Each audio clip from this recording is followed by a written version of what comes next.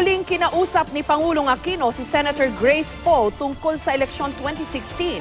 Pero gaya ng dati, wala pa rin di manong inaalok na anumang posisyon ng Pangulo sa Senadora. Nilinaw naman ni Senator Poe ang nauungkat na issue tungkol sa pagsuko niya ng kanyang US citizenship. May report si Ruth Cabal.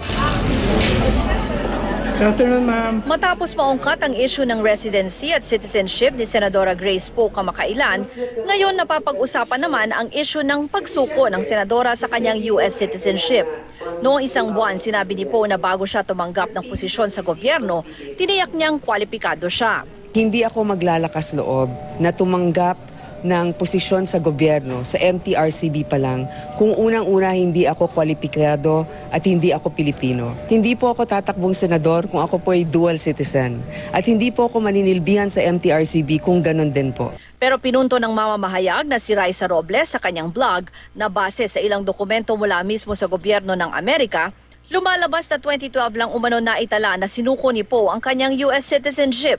2 taon na ito matapos siyang tanggapin ang posisyon bilang chairperson ng Movie and Television Review and Classification Board o MTRCB.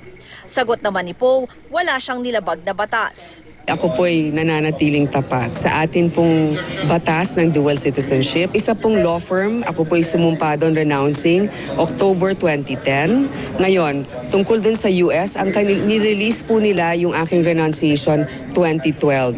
Bakit? Sapagkat sila ay may prosesong napakahaba. Kanina sa ikalawang pagkakataon, muling pinatawag ni Pangulong Aquino si Poe. Pero ang pag-uusap ng dalawa tungkol sa eleksyon 2016, wala pa ring malinaw na bunga. Walang na-offer na ganon at wala rin naman nabanggit na ganon.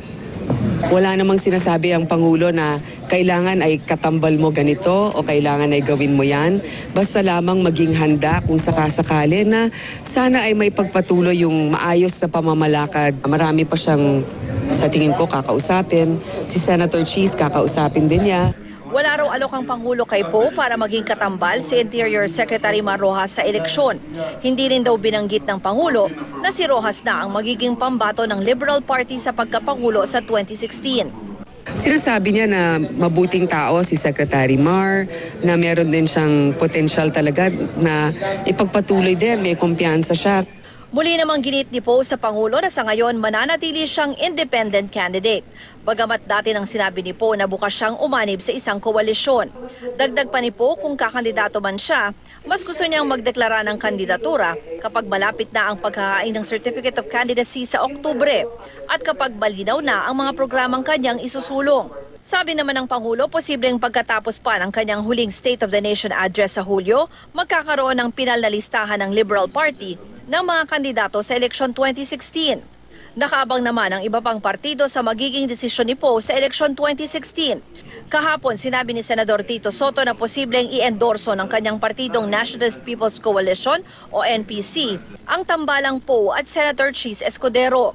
Pero ayon kay NPC President Isabela Representative Georgie D. Agabao, wala pang desisyon ng kanilang partido kung sino-sino ang susuportahan nito sa eleksyon. This early, wala pa kaming kandidato. Si Senator Cheese Escudero and Senator Grace Poe, no, are partyless. No? I think I like the idea na partyless sila, no? So that they're not indebted to any political party. Matatanda ang inendorso ng NPC si Poe noong 2013 senatorial elections. Si Escudero naman umalis na sa NPC noong 2010. Gayunman ayon kay Agabao, parati pa ring iniimbitahan ng NPC si Escudero sa mga okasyon nito. Kinukonsulta rin daw siya sa ilang mahahalagang desisyon bilang isa umano sa mga haligi ng partido. Ruth Cabal, GMA News.